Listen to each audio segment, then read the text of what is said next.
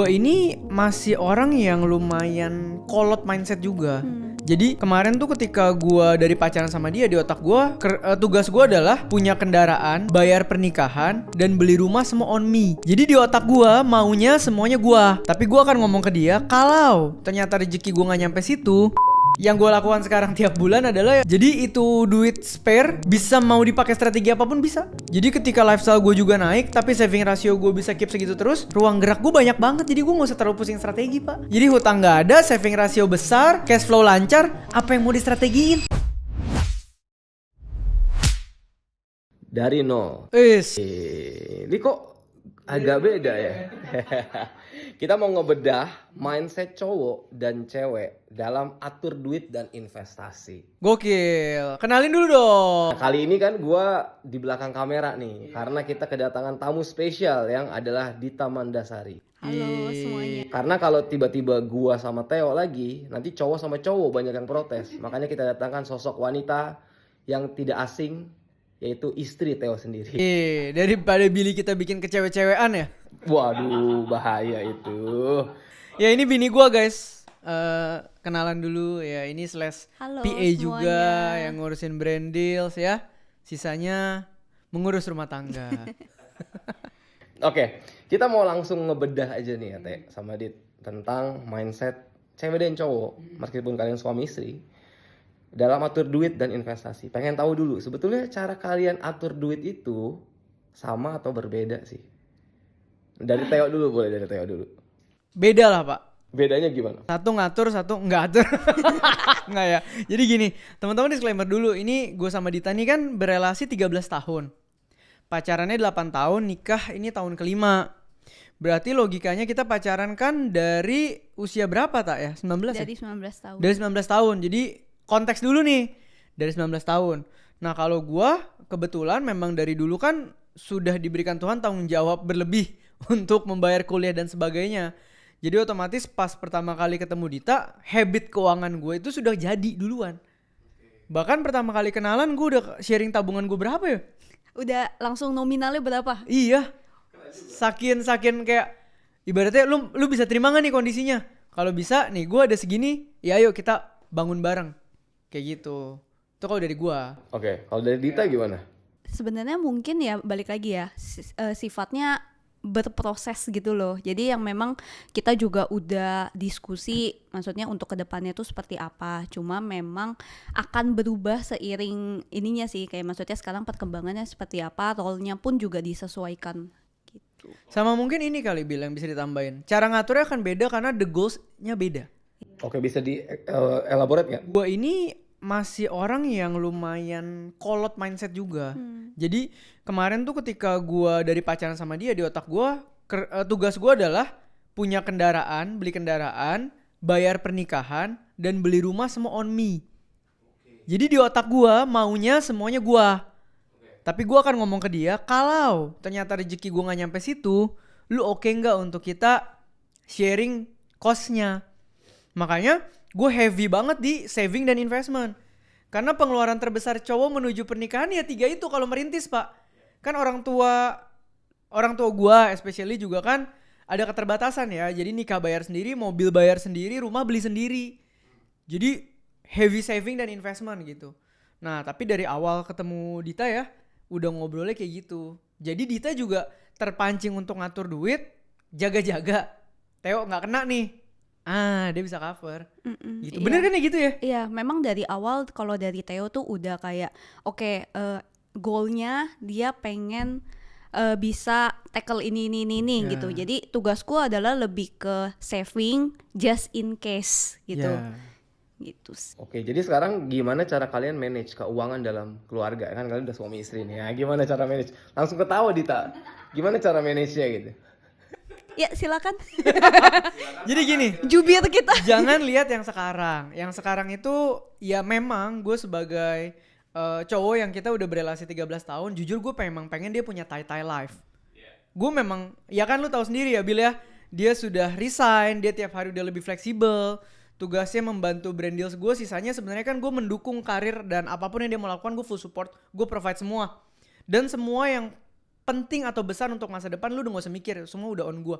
Jadi sebenarnya kalau khusus rumah tangga kami, karena gue dikasih rezeki berlebih juga sekarang, jadi ya udah gue tidak membebani Dita sama sekali untuk finansial. Itu udah itu pure dia aja, dan mungkin tanggung jawab yang gue berikan ke dia adalah para anabul. 2 kucing dan 1 anjing ini, makan, vaksin segala macam. Nah tapi itu sekarang. Nah kalau dulu waktu merintisnya bareng kan tadi mindsetnya tetap gue mau semua. Tapi secara perhitungan kita bikin just in case. Gak kena dan harus 50-50. Jadi dari dulu ngebangunnya adalah ya itu mau beli mobil pasti gue. Tapi kalau mau nikah aja waktu itu hitungannya masih 60-40 ya kalau gak salah kita ngomong di awal. Betul. Rumah aja waktu itu gue masih nanya ya, mau contribute gak, bisa chip in gak. Dan gue berusaha memberikan ruang buat Dita tetap ada chip in biarpun sedikit, supaya kerasa perjuangan bareng gitu. Betul. Membangun sama-sama gitu ya. Iya. Kalau Dita ada mau nambahin nggak? Paling ini aja sih sebenarnya, karena memang dari dulu kan kita merintis bareng ya. Jadi memang kita juga ngerasa apapun yang nanti kita beli untuk masa depan kita ya itu milik kita berdua. Jadi gue pun tidak mau mengharuskan atau membebankan full ke Theo, oh lu harus beli nih, ini semua harus dari lu yang provide. Karena gue merasa ya ini kan kehidupan pernikahan kita, which is ya ini kita jalanin berdua. Tapi memang pembagiannya itu kita sesuaikan kembali dengan Kemampuan. ya yang pasti kemampuan saya lebih kecil. Iya, kebetulan rezeki Yang saya penting- berkali-kali lipat Dita. Yang gitu. penting title-nya ada chip in. Iya, lebih kayak gitu ya, Taya. Jadi memang tetap ya ini kita berjalan bareng, ini perjalanan kita ya. Iya, cuman dalam perjalanannya juga nggak semudah omongan tadi ya. Maksudnya banyak hal yang kita berdua dalam pacaran tuh harus nahan gengsi, Betul. nahan pride, karena kita sama-sama pengen punya keuangan yang kuat. Nah itu kalau misalnya guanya mau kayak gitu, kemarin ditanya nggak setuju, susah juga. Kayak negosiasi wedding dream, negosiasi honeymoon, negosiasi standar rumah, negosiasi standar mobil, itu kan menentukan semua Pak. Untungnya dia nggak pernah ngasih standar apapun tentang itu. Gitu. Nah, gue penasaran sekarang ngomongin tentang investment. Ya kan, kalian berdua adalah orang yang sama-sama invest ternyata ya kan. Theo udah nggak diragukan di mana-mana dia ngomongin investasi. Tapi Dita juga ternyata investasi, ya kan. Nah, tapi sebelum masukin ke personal kalian, investment kalian, gue pengen tanya dulu ke Theo. Kalau menurut lu ada nggak sih perbedaan signifikan antara cewek dan cowok dalam investment? Ini gue nggak bisa jawab represent semua, tapi majority, apalagi kalau gue liat gue sama Dita juga agak beda. Cowok tuh lebih berani, agresif, lebih punya ambisi untuk melipat gandakan sesuatu. Cewek tuh cenderung lebih mempertahankan kekayaan. Biar nggak hilang duitnya. Iya. Jadi beberapa yang gue lihat, apalagi kalau punya temen juga yang rumah tangganya misalnya cewek yang ngatur uang, mereka susah untuk jatuh. Tapi susah juga untuk naik banget. Karena risknya di leverage sama ceweknya biasanya. Tapi kalau cowok yang megang semua dan cowoknya nggak ada manajemen resiko, itu rumah tangga bisa ntar kaya tahun ini, tahun depan gembel. Nah gue tuh punya bener-bener temen yang seberbeda itu. Jadi menurut gue mungkin, disclaimer kalau untuk majority ada perbedaan. Jokesnya kan kemarin inget gak? Menku yang sebelumnya cewek jatuhnya defense. Menku yang sekarang cowok jatuh IHSG. Jokesnya kayak gitu kan. Gue pribadi ngerasain kalau gue sama Dita kayak gitu. Oke, dan itu valid ya Dit ya? Betul. Ya karena memang sebetulnya ada surveinya. Memang benar yang diomongin Theo, kalau cowok tuh cenderung lebih agresif. Kalau cewek lebih ke protector. Karena dari zaman dulu kan cowok sudah jadi hunter kan. Iya. Meresikokan hidupnya untuk mencari nafkah, untuk bangun kekayaan. Kalau cewek lebih ke protector. Iya. Gitu. Ternyata itu kebawa ke habit investment juga. Iya. Kalau lu sendiri mandang investment emang bagaimana tadi? Kalau gue mungkin lebih tepatnya adalah gue tahu gue boros banget. Boros Gue nggak banget. sebut lu. Jadi memang investasi itu sebenarnya cara untuk memproteksi. Keborosan. Bukan Jadi inflasi kayak, lawan ya. ini duit masuk harus langsung dipindahin supaya kayaknya gue nggak punya, nanti tiba-tiba ada ini gitu. Ada uang. Oke, tapi ini menarik nih karena ada survei juga yang ngomong bahwa cowok sama cewek ini dibandingin nih Teh, di apple to apple dari many crash .com gitu. Dia bilang bahwa cewek itu surprisingly investmentnya lebih working dibandingkan cowok. Karena cewek cenderung berpikir jangka panjang. Wah, Pilih instrumen yang lebih stabil. Tapi kalau cowok lebih ke trading, jangka pendek. gain gede. Dan ujung-ujungnya jangka panjang kalah sama cewek. Oh, wow. Oh, sesimpel cewek kan representatifnya emas. Udah selesai. Mau ngomong apa lu? Betul. Oke, ini pertanyaan selanjutnya. Tadi kalian sama-sama investment dan mindsetnya gitu. Nah langsung aja deh ke jenis investasinya. Kan perbedaannya udah nampak nih. Satu agresif, satu lebih ke defensif. Nah kalau Theo sendiri, lu investnya lebih ke mana, Teh? Gua kan dari awal udah selalu bilang gue tuh entrepreneur ya. Jadi reserve liquidity banyak dan opportunity diversifikasinya tuh banyak gitu loh. Tapi kalau pasar modal atau mungkin instrumen yang keuangan dalam 3 tahun terakhir ya gue paling banyak di saham dan emas sih. Best perform gue malah kemarin itu emas. Iya saham juga akhirnya bagus setelah kita cut loss dan switching. Cuman itu kan baru di tahun kemarin gitu. Jadi nah kalau di luar itu ya kita bareng lah Bil, biasa kalau ada kesempatan project apapun biasa kalau bisa dana bagi hasil orang dagang orang apapun kan mobil bekas dan anything kita tetap diversifikasinya ada aja gitu. Nah kalau gue pribadi sih revolve around itu ya. Tapi gue adalah orang yang selalu reserve liquidity besar gitu. Jadi gue orang yang sangat cepat switchingnya gitu. Karena buat gue investasi tuh momentum game gitu. Kecuali gue juga baru belajar 3 tahun ini. Kan gue beli emas bareng partner gue udah bilang kan. Yang sebagian gue simpen terus, sebagian didagangin gitu. Oke. Berarti investment lu sebetulnya banyak ya, tapi paling heavy di saham sama emas. 3 tahun terakhir ya. Oke. Kalau Dita gimana, Dit? Kalau gue investasinya sih Gua. itu salah satunya yang best perform. Tapi mostly di deposito sama emas. Karena memang ya untuk jangka panjang. Kemarin mau coba diversifikasi di saham. Udah nanya Theo, bagusnya kita invest kemana? Udah sisihin juga. Hamin 1. Besokannya langsung rungkat gara-gara MSCI. Tuhan Yesus. Iya gara-gara kemarin tuh 27 Januari ya. Itu kita punya Porto kan lagi bullish-bullishnya ya. Dia ngelihat kan, enak amat tuh hijau semua, gede-gede gitu kan. Kita kan juga lagi happy banget ya Bill. 28-nya kan, kalau nggak salah 28 tanggalnya ya. Dar, nah itu 27 bener-bener Dita masih pinjam akun gua, tapi beli pakai duit Dita. Mulai beli beberapa saham. Terus langsung hijau hari itu juga. Wah dia udah seneng banget. Wah ini dia bilang nih, ini permulaan yang cantik nih katanya. Udah bisa jadi investor ini. Besokannya dar. Tidak semudah itu ternyata ya. Minus langsung. Oke, yang menarik kalian berdua sama-sama invest di emas. Nih emas yang di sini gue mau make clear dulu. Nih apa gold bar kan? Gold bar. Bukan jewelry. Oke, bukan perhiasan gitu ya. Nah, kenapa kalian berdua itu pilih instrumen ini, gold bar ini? Nah, ini bisa beda nih.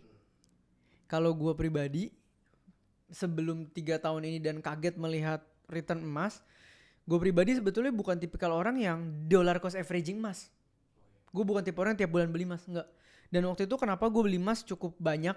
Nah itu gue sama partner gue yang lain kan untuk jual beli pak. Untuk jual beli kita beli sekian, setengahnya simpan, setengahnya jual beli dan sampai sekarang itu dapat momentum gila banget. Dan itu membuat gue punya setengah itu harganya naik terus, punya setengah itu jadi punya profit dari perdagangannya juga. Karena kemarin biarpun lu lihat harga emas sekian, barang tuh kemarin lagi susah. Jadi kemarin gue bisa dapat profit margin dari dagangin emas-emas itu tinggi pak. Karena yang keting lu ready, orang tuh bayar spreadnya tinggi. Nah jadi gue kemarin berani beli emas lumayan, kayak udah 3 tahunan ini. Karena melihatnya sebagai instrumen yang setengahnya disimpan dan setengah didagangin. Bukan yang tiap bulan gue beli untuk simpen. Nah, mungkin agak beda sama Dita nih. Iya. Kalau Dita gimana, Dit? Kalau gue ini thanks to Theo sih. Asal mulanya maksudnya terpapar untuk investasi di emas itu adalah waktu itu memang tahun lalu dia tuh kasih itu as hadiah anniversary. Mungkin dia ngeliat wah moyong nih. Jadi nggak nabung-nabung nih. Mau nabung diambil.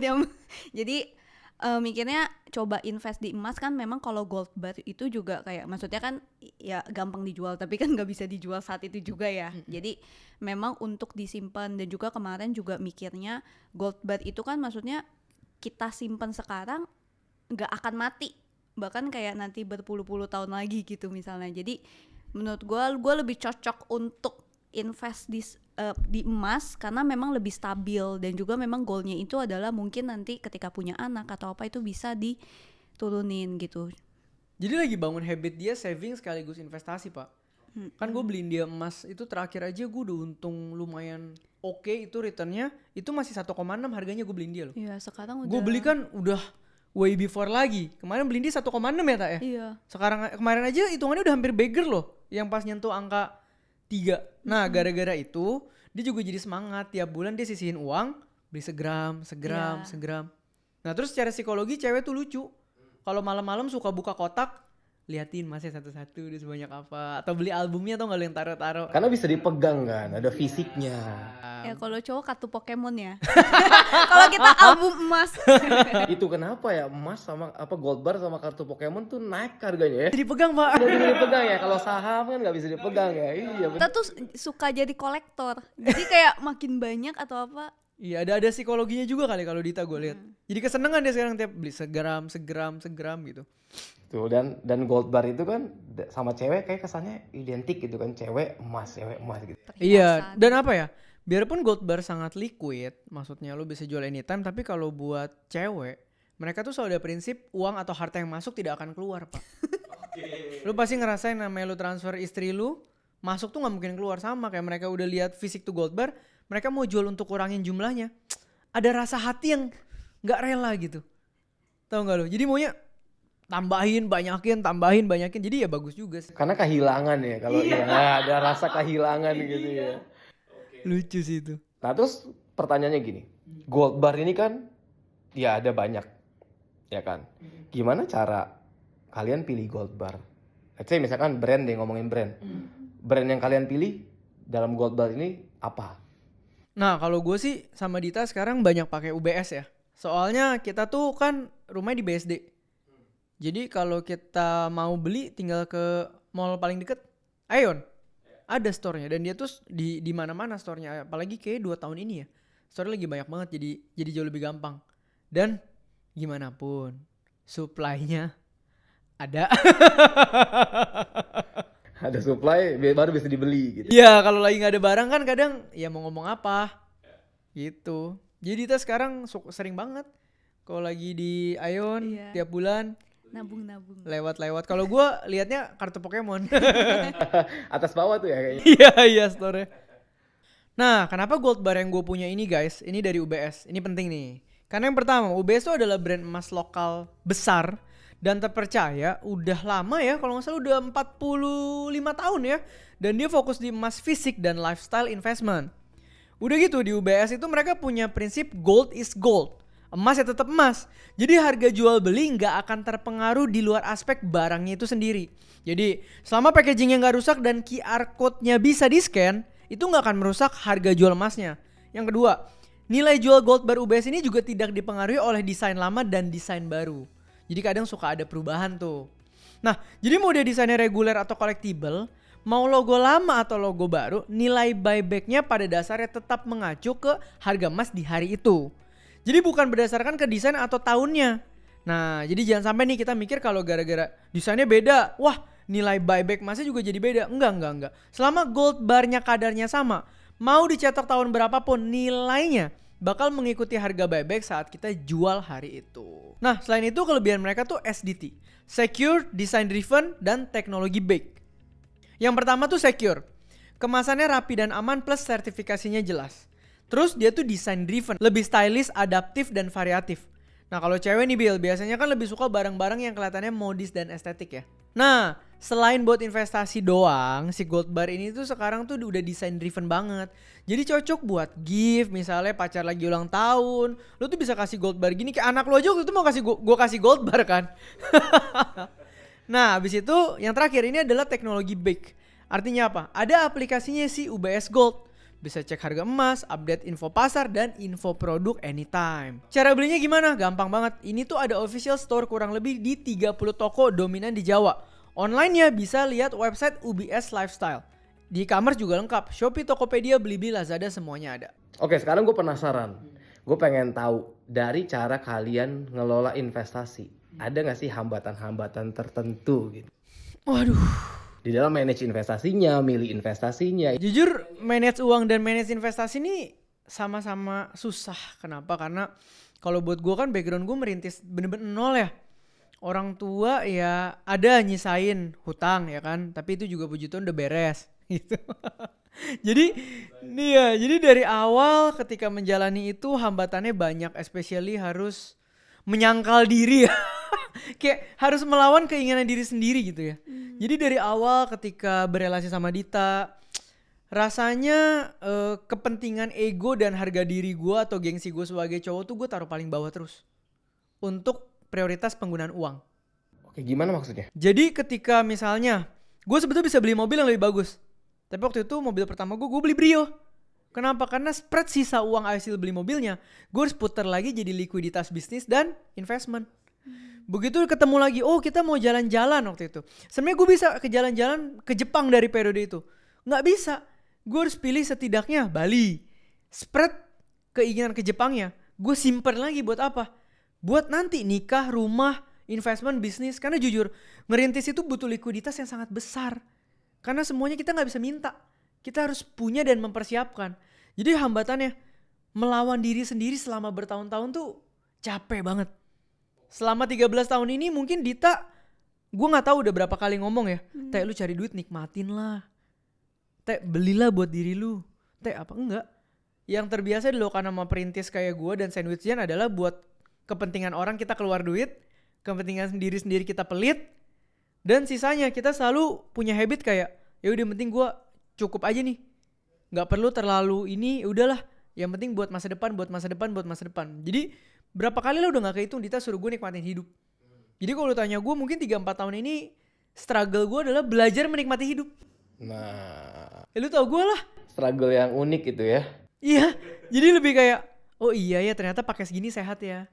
Jadi lifestyle gue juga naik pelan-pelan terus kan selama beberapa tahun ini. Tapi itu karena defense mechanism gue ketika lagi ngerintis ini semua takut gak cukup, takut gak ada backup.